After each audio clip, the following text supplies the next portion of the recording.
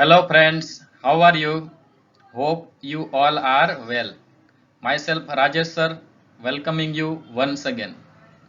Welcome to the world of biology. મિત્રો આપ સૌનું બાયોલોજીની દુનિયામાં સ્વાગત છે. લાસ્ટ ટાઈમ મિત્રો આપણે ટીલોફેઝ એટલે કે અંત્યાવસ્થાની વાત કરેલી અને સમવિભાજન જે છે આપણે પૂરું કર્યું. હવે આગળ વધીએ એમાં. એ પહેલા આપણે રીકેપ લાસ્ટ જે ચાલ્યું છે એને આપણે રીકેપ કરીએ અંત્યાવસ્થાને. તો બહુ સિમ્પલ છે. એમાં અલગ અલગ ધ્રુવ તરફ ખસતા રંગસૂત્રિકાઓ ધ્રુવ તરફ પહોંચી જાય છે. હવે એને આપણે રંગસૂત્ર કહેતા નથી, રંગસૂત્ર તરીકેની ઓળખ ગુમાવી બેસે છે અને એ હવે રંગસૂત્ર દ્રવ્ય કહેવાશે. રાઈટ. ત્યાર પછી જે છે એ કોષ કેન્દ્ર પટલનું પુનઃનિર્માણ થાય, કોષ કેન્દ્રિકાનું પુનઃનિર્માણ થાય, ગોલ્ગીકાય, અંતઃકોષ રસજાળ આ બધાનું પુનઃનિર્માણ થશે અને બે કોષ કેન્દ્ર અસ્તિત્વમાં આવશે. રાઈટ. એટલે કે પૂર્વાવસ્થાથી વિરુદ્ધ કાર્ય થયું એટલે આપણે એને નામ આપેલું રિવર્સ પૂર્વાવસ્થા. ઓકે દોસ્તો, તો હવે એમાં આગળ વધીએ આપણે હવે નેક્સ્ટ ટોપિકમાં. મિત્રો આજનો આપણો ટોપિક છે કોષ રસ વિભાજન, સાઇટોકાઇનેસિસ. યાદ કરો એમ તબક્કાને. યાદ છે ને એમ તબક્કો? એમ તબક્કાને આપણે બે વિભાગ પાડેલા, બે તબક્કામાં વહેંચેલું. પહેલો તબક્કો હતો કેરિયોકાઇનેસિસ, કોષ કેન્દ્ર વિભાજન, જે અહીંયા પૂરો થયો. 4 અવસ્થાની અંદર ઇટ્સ ઓવર. રાઈટ. પૂર્વાવસ્થા, ભાજનાવસ્થા, ભાજનોત્તરા અને અંત્યાવસ્થા, એમાં કોષ કેન્દ્ર વિભાજન થઈ ગયું. બે કોષ કેન્દ્ર બની ગયા જેમાં રંગસૂત્રની સંખ્યા માતૃકોષમાં હોય એટલી જ, એટલે સમવિભાજન થયું. પછી બીજો તબક્કો હતો એમ તબક્કાનો, એ હતો સાઇટોકાઇનેસિસ, યાની કે કોષ રસ વિભાજન. એ શીખવાના છીએ અને સમવિભાજનનું શું મહત્વ છે, કેટલું ઇમ્પોર્ટન્સ છે ઓર્ગેનિઝમ્સમાં, સજીવોમાં, એના વિશે આપણે જોઈશું. તો શીખ્યા આ બંને ટોપિક અને આગળ વધીએ. કોષ રસ વિભાજન, સાઇટોકાઇનેસિસ. તો મિત્રો જ્યારે એકમાંથી બે કોષ કેન્દ્ર બની જાય છે એટલે કે કેરિયોકાઇનેસિસ પૂરું થાય એટલે સમસૂત્રી વિભાજન પૂરું થતું નથી. યાદ રાખજો. સમજ્યા? એકમાંથી બે કોષ કેન્દ્ર છૂટા પડી જાય, રાઈટ, ત્યારે સમસૂત્રી વિભાજન પૂરું થતું નથી. પરંતુ કોષ રસ વિભાજન તરીકે ઓળખાતી એક બીજી પ્રક્રિયા થાય, એના દ્વારા બે બાળકોષ છૂટા પડી જાય ત્યારે કોષ વિભાજન પૂરું થાય છે. સમજ્યા તમે? એટલે કે જ્યારે કેરિયોકાઇનેસિસ કોષ કેન્દ્ર વિભાજન પૂરું થાય, બે કોષ કેન્દ્ર બની ગયા અંત્યાવસ્થામાં, એટલે કોષ વિભાજન પૂરું થતું નથી, સમસૂત્રી વિભાજન પૂરું થતું નથી. એ ક્યારે પૂરું થાય? તો કે કોષ રસ વિભાજન નામની એક પ્રક્રિયા થશે, સાઇટોકાઇનેસિસ નામની પ્રક્રિયા થશે. બંને કોષોનો કોષ રસ વિભાજિત થાય અને બંને કોષો છૂટા પડશે ત્યારે આ પ્રક્રિયા સમવિભાજનની પૂરી થાય. આપણે પોઈન્ટર દ્વારા જોઈએ. ઓકે. એટલે આ જે છે તમે જુઓ કે દ્વિગુણન પામેલા જે બાળ કોષ કેન્દ્રો જે છે એની વહેંચણી દ્વારા સમવિભાજનની પ્રક્રિયા પૂર્ણ થતી નથી, પરંતુ કોષ પોતાની જાતે શું પામશે? કોષ રસ વિભાજન એટલે સાઇટોકાઇનેસિસ તરીકે ઓળખાતી પ્રક્રિયામાં જાય અને બે શું બનાવશે? બાળ કોષમાં વિભાજન પામે ત્યારે કોષ વિભાજન પૂરું થાય છે. રાઈટ. એમાં આગળ વધી. તો હવે કોષ રસ વિભાજન છે તો કોષ પ્રાણીઓમાં પણ હોય અને વનસ્પતિમાં. એટલે પહેલા આપણે પ્રાણીઓમાં કોષ રસ વિભાજન જોઈએ. બંનેમાં થોડો ઘણો ડિફરન્સ છે. પ્રાણી કોષમાં જે કોષ રસ વિભાજન થાય એ કોષ રસ પટલમાં ઉપસંકોચન થાય અને પરિઘથી કેન્દ્ર તરફ. માન લો કે આ પરિઘ છે, કિનારી. ઓકે મિત્રો, પરિઘ યાને કે કિનારી. ઓકે, ધીસ ઇઝ આ જે છે એ તમારી કિનારી છે માની લો કે. ઓકે, તો પરિઘથી કેન્દ્ર તરફ, કિનારીથી કેન્દ્ર તરફ જે છે એ ખાંચ બનશે અને એ ખાંચ દ્વારા જે છે એ એકાબીજાથી છૂટા પડે છે.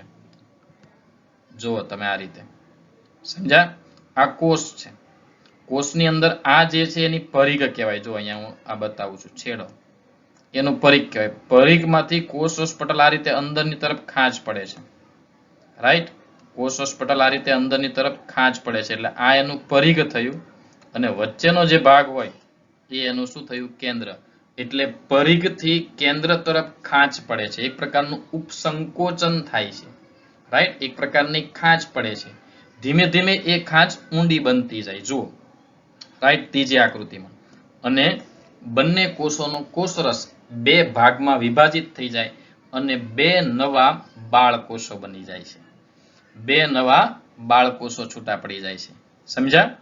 ધીમે ધીમે જે છે આ ખાંચ ઊંડી ઉતરતી જાય અને સંપૂર્ણ જ્યારે પહોંચી જાય એટલે બંને કોષો એકબીજાથી છૂટા પડે, કોષરસ વહેંચાઈ જાય અને બે કોષો જે છે એ છૂટા પડે છે.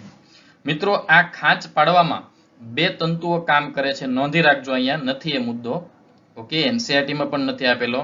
પ્રાણી કોષની અંદર એક એક્ટિન તંતુઓ અને બીજા માયોસિન તંતુઓ. એક્ટિન તંતુઓ અને માયોસિન તંતુઓ એ સ્નાયુમય પ્રોટીન છે, એ કોષમાં આવેલા છે. કોષરસ કંકાલમાં હોય, યાદ કરો, સૂક્ષ્મ નલિકા એક્ટિનની બનેલી. ઓકે, તો એક્ટિનના તંતુ અને માયોસિનના તંતુ જે છે એ અહીંયા તમને આપેલા છે આકૃતિમાં. જો આ જે લીટા દેખાય છે તમને નાના નાના, રાઈટ? એક્ટિન અને માયોસિન તંતુઓ એ કોષરસ પટલ નજીક ગોઠવાય અને પછી ખાંચ પ્રેરે છે, કોષરસ પટલમાં ખાંચ ઉત્પન્ન કરે છે અને ધીમે ધીમે ધીમે ધીમે એ બંને તંતુઓ, એક્ટિન અને માયોસિન તંતુઓ, એ ખાંચને ઊંડી લઈ જાય છે અને પછી બંનેનો કોષરસ વહેંચી અને બે બાળ કોષોને છૂટા પાડે છે. એ કોષરસ પટલને ઊંડે સુધી લઈ જાય છે. ઓકે, કેમ કે પ્રાણી કોષ છે એમાં કોષ દિવાલ હોતી નથી, સૌથી બહાર કોષરસ પટલ જ હોય. એ કોષરસ પટલને અંદર ખાંચ પાડવી, પછી છેક ઊંડે સુધી લઈ જવી, બધી ક્રિયામાં કોણ ભાગ ભજવે છે? એક્ટિન અને માયોસિન તંતુઓ. ઓકે, એ આપણે વિડીયોમાં આગળ જોઈશું. તો આ થયું પ્રાણી કોષમાં કોષરસ વિભાજન. ક્યાંથી શરૂ થયું? પરિઘ તરફથી, પરિઘથી કેન્દ્ર તરફ. એટલે પરિઘ એટલે કિનારીથી કેન્દ્ર તરફ જે છે એ ખાંચ થાય છે, ઉપસંકોચન થાય છે અને બે બાળકોષ છૂટા પડે છે. હવે આગળ આપણે વનસ્પતિ કોષમાં જોઈએ.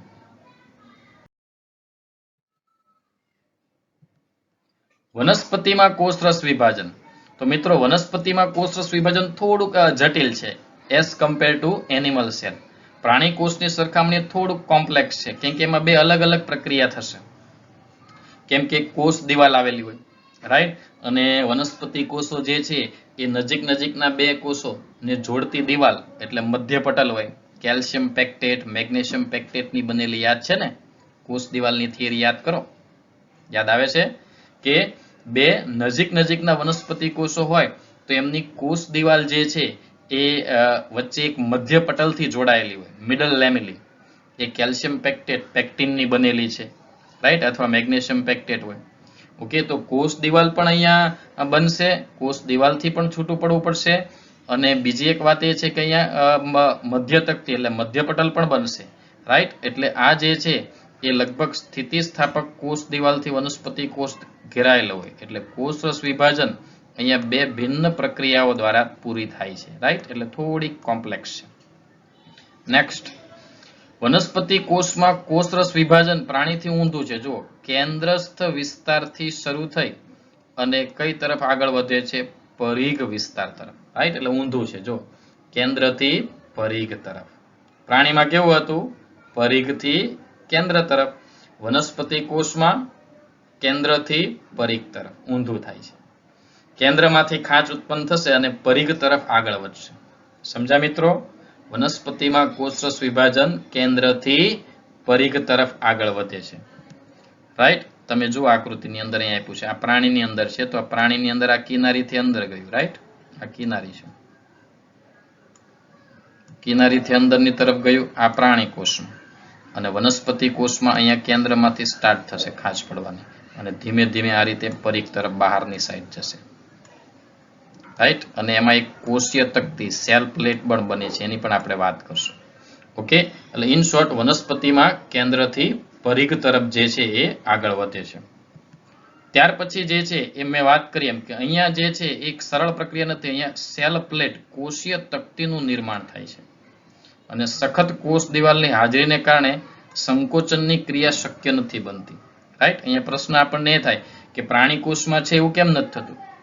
કોષરસ પટલનું સંકોચન કેમ નથી થતું? અહીંયા કેન્દ્રમાંથી કેમ આગળ વધે છે? તો તો એનું રીઝન તમને સમજાણું હશે. ઓકે મિત્રો, કે એનું રીઝન શું છે તો કે અહીંયા સેલ પ્લેટ બને, કોષીય તકતી બને. બીજું એક રીઝન એ છે કે કોષ દિવાલ એકદમ સખત હોય. આ બે કારણોથી એની પેલી ખાંચ જે બને છે એ ખાંચ અહીંયા બનતી નથી, પણ સેલ પ્લેટ દ્વારા કેન્દ્રથી પરિઘ તરફ આ ક્રિયા આગળ વધે છે. ઓકે, તો સમજીએ આપણે. જો આ સેલ પ્લેટ છે, રાઈટ. આ માત્ર આકૃતિ તમને સમજવા માટે, બે કોષ વચ્ચે બનતી તકતી સેલ પ્લેટ કેવી રીતે બને એ જોઈએ. આ વનસ્પતિ કોષની અંદર સેલ પ્લેટની રચના બતાવી છે. જો શું થશે, સૌપ્રથમ ગોલ્ગી કાયની પુટિકાઓ અને સૂક્ષ્મ નલિકાઓ વિષુવવૃત્ત ઉપર ગોઠવાય છે, જેને ફ્રેગમોપ્લાસ્ટ કહેવામાં આવે. ઓકે, યાદ રાખજો, વારંવાર પૂછાયેલું છે નીટની અંદર, અને આ મુદ્દો નીટમાં જ આપેલો છે. તમને એનસીઆરટીમાં મુદ્દા નહીં મળે, નીટ માટેના જ છે. ઓકે, તો જુઓ અહીંયા તમે પહેલી આકૃતિમાં ફર્સ્ટ ડાયાગ્રામમાં જુઓ તો એમાં તમે જુઓ ગોળ ગોળ પુટિકાઓ ગોઠવાણી છે, રાઈટ, દેખાય. પછી એની ફરતે શું વીંટળાઈ જાય છે તો કે એની ફરતે પછી જે છે આ રીતે સૂક્ષ્મ નલિકા ગોઠવાય છે, રાઈટ. આ ગોલ્ગીકાયની પુટિકાઓ જે એક લાઈનમાં વિષુવવૃત્તમાં ગોઠવાય એને ફ્રેગમોપ્લાસ્ટ કહેવાય. પછી એની ફરતે જે છે એ તમે અહીંયા બાજુની આકૃતિમાં જોઈ શકો, વચ્ચે જે છે એ ટુકડા ટુકડા નાના નાના શું ગોઠવાઈ ગઈ, સૂક્ષ્મ નલિકાઓ, રાઈટ. અને પછી સાથે સાથે અંતઃકોષ રસ ઝાડના ટુકડાઓ પણ ફ્રેગમોપ્લાસ્ટમાં જમા થાય છે. એટલે થોડી ઘણી શું જમા થાય, અંતઃકોષ રસ ઝાડના ટુકડા પણ આ ફ્રેગમોપ્લાસ્ટમાં જમા થાય. સમજ્યા મિત્રો? તો આ સેલ પ્લેટ બનવાની વાત હું કરું છું, કોષીય તકતીની. તો પહેલા શું થશે તો કે કોષના વિષુવવૃત્તમાં મધ્યમાં ગોલ્ગી કાયની પુટિકાઓ ગોઠવાઈ જશે, ફ્રેગમોપ્લાસ્ટ, રાઈટ. અને સાથે સાથે થોડી ઘણી શું હોય, સૂક્ષ્મ નલિકાઓ, માઇક્રોટ્યુબ્યુલ્સ, એ ગોઠવાય અને ફ્રેગમોપ્લાસ્ટ બનાવે છે. એ ફ્રેગમોપ્લાસ્ટની સાથે સાથે એમાં અંતઃકોષરસ ઢાળના ટુકડા પણ જમા થાય, અને આ રીતે જે છે એ કોષ તકતી બનશે. હવે આ બધું જ સંયોજાય, ગોલ્ગી કાયની પુટિકાઓ, પટલ ને આ બધું સંયોજાય એટલે તકતી એક પ્લેટ થઈ જશે, જે અહીંયા થર્ડ ડાયાગ્રામમાં આપી છે આપણી ત્રીજીની અંદર, રાઈટ. કે ત્રીજી આકૃતિમાં તમે જુઓ તો શું થઈ જાય છે, એક આખી પ્લેટ બની જશે. ગોલ્ગી કાયની પુટિકાઓના બધું સંયોજાય એટલે એક તકતી, એક પટ્ટી, એક પ્લેટ બની જશે, એને આપણે કહીશું સેલ પ્લેટ. ઓકે, તો આ રીતે બને છે. હવે ગોલ્ગી કાયની પુટિકાઓ જે છે એ કેલ્શિયમ અને મેગ્નેશિયમ પેક્ટેટનો સ્ત્રાવ કરે. અને કેલ્શિયમ અને મેગ્નેશિયમ પેક્ટેટ શેમાં હોય તો તમને ખબર જ છે, શેમાં બોલો, મધ્યપટલ, રાઈટ. એટલે મધ્યપટલ પણ પહેલા બનશે કે કોષ બે છૂટા પડે તો બે કોષોને જોડતી વચ્ચે શું હોય, મધ્યપટલ. બંને કોષોને છૂટા પાડે તો વચ્ચેની જે પટલ હશે એ કઈ હશે, મધ્યપટલ. અને એ શેની બનેલી છે એ તમને ખબર જ છે, શેની બનેલી છે મિત્રો, કેલ્શિયમ પેક્ટેટ અને મેગ્નેશિયમ પેક્ટેટની, રાઈટ. એટલે એ પેક્ટિનની જે પટ્ટી જે છે એ માટે જરૂરી કેલ્શિયમ પેક્ટેટ અને મેગ્નેશિયમ પેક્ટેટનો સ્ત્રાવ કોણ કરે, સમજાણું હવે? કે એ જે પેલી સેલ પ્લેટમાં જે ગોલ્ગી કાયની પુટિકા હોય એ પુટિકા દ્વારા એનો સ્ત્રાવ થાય છે. ઓકે, એકદમ ડિટેલમાં સમજાવે, યાદ રાખજો ખાસ આ મુદ્દો. ઓકે, નીટ માટે વેરી ઇમ્પોર્ટન્ટ. હવે આ રીતે હવે સેલ પ્લેટ બની ગઈ એટલે હવે કોષરસ વિભાજનનું શરૂઆત થઈ જાય, પણ અપકેન્દ્રી રીતે. અહીંયા એરો માર્યા છે એના પરથી તમને ખ્યાલ આવશે કે કેન્દ્રથી પરિઘ તરફ, ધીસ ઇઝ સેન્ટર, કેન્દ્ર, અને આ પરિઘ છે, રાઈટ. તો પરિઘથી કઈ તરફ, કેન્દ્ર તરફ જે છે કોષરસ વિભાજન થાય, એટલે એને અપકેન્દ્રી કીધું, કેન્દ્રથી પરિઘ તરફ, પ્રાણીથી વિરુદ્ધ રીતે. ઓકે, અને મધ્યમાં જે છે એ કોષતકતીનું નિર્માણ થાય, પછી કોષતકતીનું નિર્માણ થયા પછી મધ્યમાંથી કેન્દ્રથી પરિઘ તરફ આ રીતે જે છે એ કોષરસ વિભાજનની શરૂઆત થાય છે. સમજ્યા? તો ખૂબ જ મહત્વનો છે આ મુદ્દો, યાદ રાખજો. ફ્રેગમોપ્લાસ્ટ વાળો સેલ પ્લેટ કેવી રીતે બને, આમાંથી ઘણી બધી રીતે પ્રશ્નો પૂછાઈ ગયા છે. કેલ્શિયમ પેક્ટેટ, મેગ્નેશિયમ પેક્ટેટનો સ્ત્રાવ કોણ કરે, આ રીતના પ્રશ્નો નીટની અંદર વારંવાર આવી ગયા છે મિત્રો. ઓકે, એટલે ભૂલતા નહીં. ઓકે, ખાસ ઇમ્પોર્ટન્સ છે. હવે આ રીતે કોષરસ વિભાજન થાય છે ત્યારે વનસ્પતિની અંદર બધી જ અંગિકાઓ, ખાસ કરીને કણાભસૂત્ર, રંજક કણ, આ બધી જ અંગિકાઓ જે છે એનું બંને બાળકોષમાં સમાન રીતે વિતરણ થાય, કારણ કે સમસૂત્રી વિભાજન છે અને કોષરસમાં બધી જ વસ્તુ કેવી રીતે વહેંચાય છે, સરખી રીતે. સમજ્યા? રંજક કણ એટલે અહીંયા આપણે લેવાના હરિત કણ ને એ બધા જે કણ જે છે અને કણાભસૂત્ર એ બંને કોષમાં કેવી રીતે વહેંચાય છે? સરખી રીતે વહેંચાય છે. પણ મિત્રો ઘણીવાર એવું થાય છે કે આ રીતે કોષરસ વિભાજન થાય જ નહીં, બે કોષ છૂટા જ ન પડે તો શું થાય? વિચારો. રાઈટ, હું અહીંયા આકૃતિ દોરું છું, જોજો તમે. ઓકે, આ રીતે આમ કોષ છૂટા પડતા હોય, રાઈટ, કોષરસ વિભાજન થતું હોય પણ એ છૂટા જ ન પડે, આમ જોઈન્ટ જ રહે તો શું થાય? તો આનું કોષ કેન્દ્ર અહીંયા રહે, આનું કોષ કેન્દ્ર અહીંયા રહે, આ રીતે ઘણા બધા કોષ કેન્દ્રો બને તો કઈ સ્થિતિ નિર્માણ થાય? બહુ કોષ કેન્દ્રીય સ્થિતિ નિર્માણ થાય. એટલે કોષ એક જ રહેશે, રાઈટ. એટલે આને આપણે એક કોષમાં કન્વર્ટ કરીએ તો જો આ રીતે કોષ એક જ રહેશે પણ કોષ કેન્દ્રો કેવા થઈ ગયા? ઘણા બધા, રાઈટ. કોષ એક જ રહેશે અને કોષ કેન્દ્રો કેવા થશે? ઘણા બધા. કોષ એક જ અને કોષ કેન્દ્ર ઘણા બધા, તો એને બહુ કોષ કેન્દ્ર સ્થિતિ કહેવાય. સિન્સિટિયમ અંગ્રેજી નામ યાદ રાખજો દોસ્તો, રાઈટ. એટલે ઘણીવાર આવું થાય છે વનસ્પતિમાં કે કોષ કેન્દ્ર જે છે વિભાજન પછી આ સાયટોકાઇનેસિસ એટલે કે કોષરસ વિભાજન થતું નથી. સમજ્યા? એટલે કોષ છૂટા જ નહીં પડે, મેં આકૃતિમાં બતાવી રીતે. એટલે શું થશે? કોષ એક જ હશે પણ કોષ કેન્દ્ર ઘણા બધા થઈ જાય, રાઈટ. કે કોષ કેન્દ્ર તો જીવન S_G2 અવસ્થામાં પસાર થયા જ કરશે એટલે કોષ કેન્દ્ર ઘણા બધા થઈ જશે પણ કોષ કેટલો રહેશે? એક જ. કોષ એક રહેશે, કોષ કેન્દ્ર ઘણા બધા. તો આવે જે કોષ છે એને કેવો કોષ કહેવાય? આપણે અગાઉ જોઈ ગયા, બહુ કોષ કેન્દ્રી કોષ, રાઈટ. અને આવું બહુ કોષ કેન્દ્ર ધરાવતો કોષ એને સિન્સિટિયમ કહેવાય, રાઈટ. અને એનું બેસ્ટ ઉદાહરણ હું તમને આપું, નાળિયેરનું પાણી, જે તરફો જે આપણે પીએ છીએ, નારિયેળ પાણી જે પીએ છીએ, બીજું કશું જ નથી મિત્રો, એ ઘણા બધા કોષ કેન્દ્રો જ છે. Yes, it is right. નવાઈ લાગશે તમને જાણીને, but it is right, right. આપણે જે નાળિયેર પાણી જે પીએ છીએ એ નારિયેળ પાણી બીજું કઈ નહીં, એ પ્રવાહી ભ્રૂણપોષ છે. ભ્રૂણપોષ, ભ્રૂણને પોષણ આપતી રચના, નાળિયેરના ભ્રૂણને, એના બીજની અંદર એનું ભ્રૂણ હોય એને પોષણ આપતી રચના એટલે ભ્રૂણપોષ. એ નાળિયેર પાણી એ બીજું કશું જ નથી, ઘણા બધા મુક્ત કોષ કેન્દ્રો જ છે જે આપણે પી જઈએ છીએ, રાઈટ. તો આ રીતે બહુ કોષ કેન્દ્રીય સ્થિતિનું નિર્માણ થાય. ઓકે, તો ખાસ યાદ રાખજો, આ પણ ખાસ પૂછાઈ ગયો છે નાળિયેર પાણી વાળું. ઓકે, તો આ કોષરસ વિભાજન સાયટોકાઇનેસિસ હતું, વનસ્પતિ કોષ અને પ્રાણી કોષમાં આપણે જોયું. હવે આગળ વધીએ. હવે આ એક વિડીયો દ્વારા જે છે એ આપણે સમજી લઈએ. ઓકે મિત્રો, એટલે તમને સમજવામાં ખૂબ જ સરળતા રહે. તો આ વનસ્પતિ કોષ અને પ્રાણી કોષમાં કોષરસ વિભાજન સાયટોકાઇનેસિસની જે મેં વાત કરી એ તમે આબેહૂબ સચિત્ર અહીંયા જુઓ થ્રુ વિડીયો, એટલે ઇઝીલી તમે સમજી શકશો. તો આપણે વિડીયો પ્લે કરીએ. જુઓ, આ પ્રાણી કોષ ક્યાંથી શરૂ થયું? પરિઘથી કેન્દ્ર તરફ. દેખાય છે? પરિઘથી કેન્દ્ર તરફ, રાઈટ. આ રીતે બે કોષ રસ વહેંચાય અને છૂટા પડી જાય. હવે સ્ટેપ બાય સ્ટેપ જોઈએ. તો આ બે કોષ કેન્દ્ર છે, એની ફરતે સેલ મેમ્બ્રેન એટલે કોષરસ પટલ છે.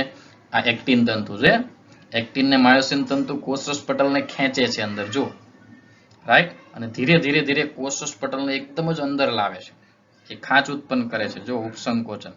અને બંનેને એ તંતુઓ ખેંચે છે અને એક્ઝેક્ટ આમ પરિઘથી કેન્દ્ર તરફ લાવી અને ખૂબ ઊંડે ઉતરી અને બે બાળકોષ છૂટા પડી ગયા, રાઈટ. આ એક્ટિન અને માયોસિન તંતુનો રોલ પ્રાણી કોષનો. હવે વનસ્પતિ કોષમાં, વનસ્પતિ કોષમાં બે કોષ કેન્દ્ર છે, સેલ મેમ્બ્રેન છે. જો આ ગોલ્ગી કાય, આ ગોલ્ગી કાયની પુટિકાઓ ક્યાં ગોઠવાશે? કોષના મધ્યમાં. ગોલ્ગી કાયની પુટિકાઓ છૂટી પડી, કોષના મધ્યમાં માઇક્રોટ્યુબ્યુલ્સ એટલે કે સૂક્ષ્મ નલિકા ગોઠવાણી અને એક સળંગ બધી એકાબીજામાં ભળી અંતઃકોષરસ જાળ ભળે અને આખી એક પ્લેટ થશે, સેલ પ્લેટ, કોષીય તકતી. પછી એમાં સેલ્યુલોઝ, કેમ કે વનસ્પતિની કોષ દિવાલ શેની બનેલી હોય? સેલ્યુલોઝની. એટલે સેલ્યુલોઝ જમા થાય એટલે કોષ દિવાલ બની. હવે બે કોષને જોડતી મધ્ય પટલ, રાઈટ, પેક્ટિન ની બનેલી.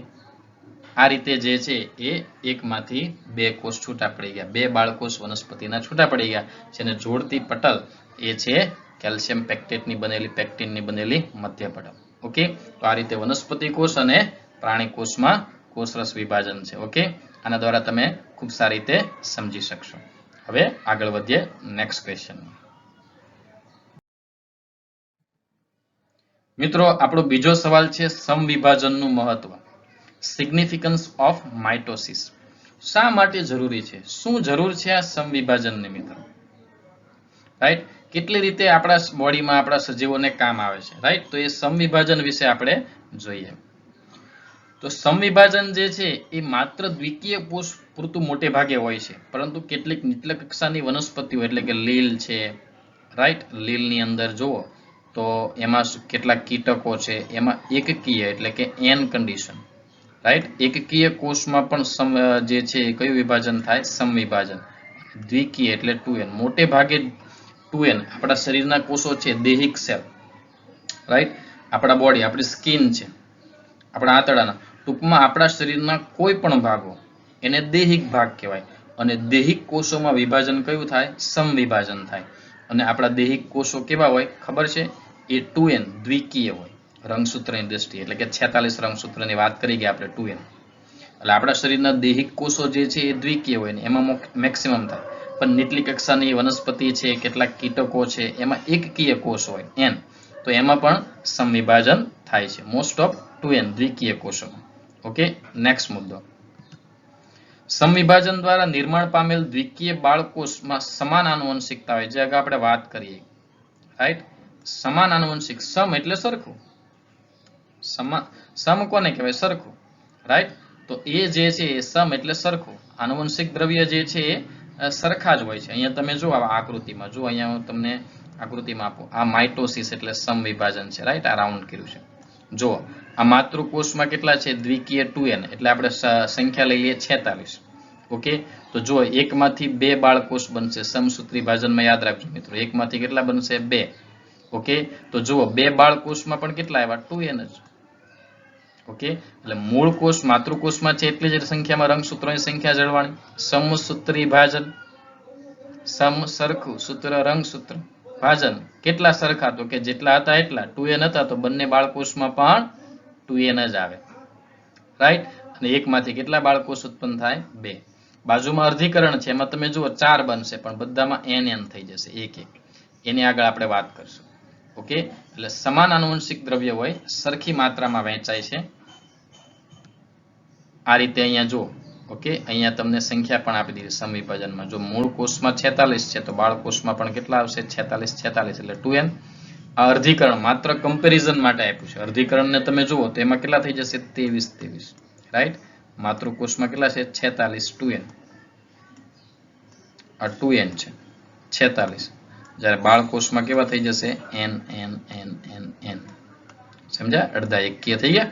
તો આ ડિફરન્સ છે. ટૂંકમાં અત્યારે આપણે સમવિભાજનને યાદ રાખજો. બહુકોષીય સજીવની વૃદ્ધિ સમવિભાજન દ્વારા. આપણું આખી બોડી એક યુગ્મનજમાંથી બની, એક જ કોષમાંથી. તો એક જ કોષમાં વારંવાર કયું વિભાજન થયું? યાદ છે ને? કયું વિભાજન? સમવિભાજન. એટલે આખું બહુકોષી શરીર એ સમવિભાજનથી બને છે. બીજું ખાસ મહત્વનો મુદ્દો કે અહીંયા કોષ વિભાજન જે છે, કોષ કેન્દ્ર અને કોષ રસનો રેશિયો છે. કોષ વિભાજન પામવા માટે કોષ કેન્દ્ર અને કોષ રસ, ન્યુક્લિયર સાયટોપ્લાઝમિક રેશિયો એ પ્રમાણને જાળવી રાખે. સમ એટલે સરખું, એટલે કોષ કેન્દ્ર અને કોષ રસની વચ્ચેનું પ્રમાણ સંતુલિત કરે છે. યાદ કરો મિત્રો, કેરિયોપ્લાઝમિક ઇન્ડેક્સ, આ ચેપ્ટરનો પહેલો આપણો લેક્ચર. કોષ કેન્દ્ર અને કોષ રસનું પ્રમાણ એ મેન્ટેન કરે, સંતુલિત રાખે. જો એમાં ફેરફાર થાય તો શું થાય? અડચણ ઊભી થાય. અડચણ ઊભી થાય તો શું થાય? કોષ વિભાજન પામે, રાઈટ. એટલે સમવિભાજનની એક ખાસિયત છે કે કોષ કેન્દ્ર અને કોષ રસ બંનેનું બેલેન્સ જાળવી રાખે, રાઈટ. એટલે અહીંયા તમે જુઓ, આ કોષ કેન્દ્ર છે પીળા કલરનું, આજુબાજુનો કોષ રસ, અહીંયા તમે આકૃતિમાં સમજી શકો. એટલે એ બંને વચ્ચે સંતુલન જાળવી રાખે, રાઈટ. એટલે કેરિયોપ્લાઝમિક ઇન્ડેક્સ જાળવી રાખે, રાઈટ. જ્યારે એમાં અડચણ ઊભી થાય એટલે કોષ વિભાજન થાય. ઓકે, તો આ એક એનું બહુ મહત્વનું કાર્ય, સંતુલિત રાખે કોષ કેન્દ્ર અને કોષ રસનું પ્રમાણ. નેક્સ્ટ મુદ્દો. સમવિભાજનનો સૌથી મહત્વનો ફાળો છે સમારકામ, રિપેરિંગ, રાઈટ. દાખલા તરીકે આપણી સ્કિન, આપણે કામ કરતા હોઈએ, ભણતા હોઈએ, વાંચતા હોઈએ, એની of the process of the body, skin cell destroy. એ ઘસારો લાગે, નાશ પામે, ઘસારો લાગે, નાશ પામે, પણ એની જગ્યાએ શું આવે છે? નવા, રિપેરિંગ થાય. સતત ખા કરવાની આદત હોય આપણી, ઘણા દિવસમાં 3ની જગ્યાએ 5 ટાઈમ ખાતા હોય તો આંતરડાને પણ ઘસારો લાગે, રાઈટ. રુધિરના કોષો સતત ફરતા હોય તો એ બધા કોષો જે છે એનું નિર્માણ છે. જેમ કે રક્તકણની વાત કરીએ આપણે, તો રક્તકણ મિત્રો 120 દિવસે મરી જાય. એમનું આયુષ્ય 120 દિવસનું, તો 120 દિવસને અંતે એ મૃત્યુ પામે ત્યારે શું થશે?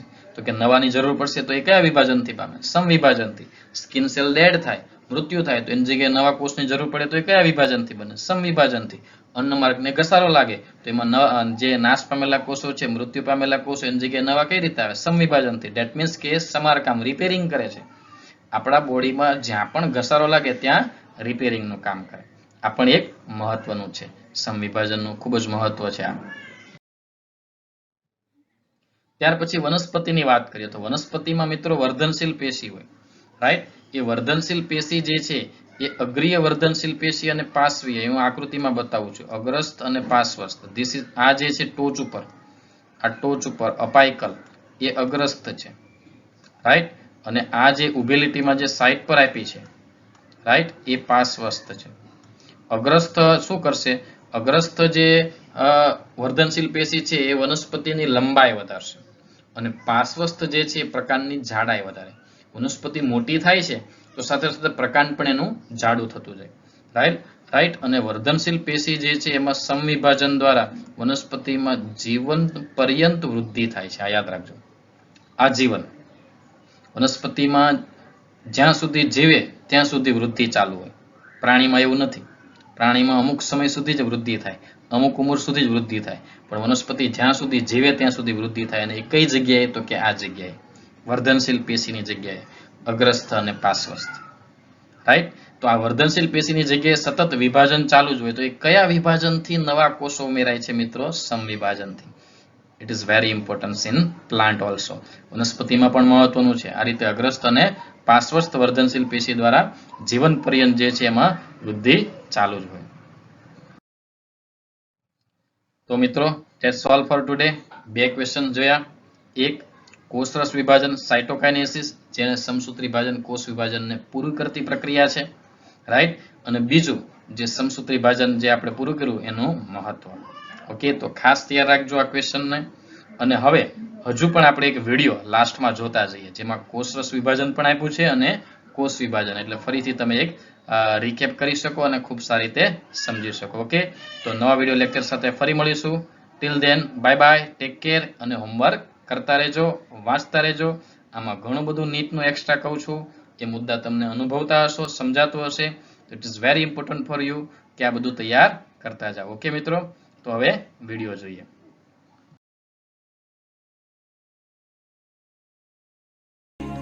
Mitosis. In this module, you will learn about mitosis. Mitosis is a process of cell division that makes possible regeneration of body parts. To elaborate, mitosis is the separation of nuclear chromosomes into two identical daughter nuclei. It is divided into 4 key phases: prophase, metaphase, anaphase, and telophase. An additional phase called cytokinesis occurs after the complete nuclear division. Before a dividing cell enters mitosis, it undergoes a period of growth and rest. This period is called interphase. In interphase, the genetic material of a cell increases. Prophase.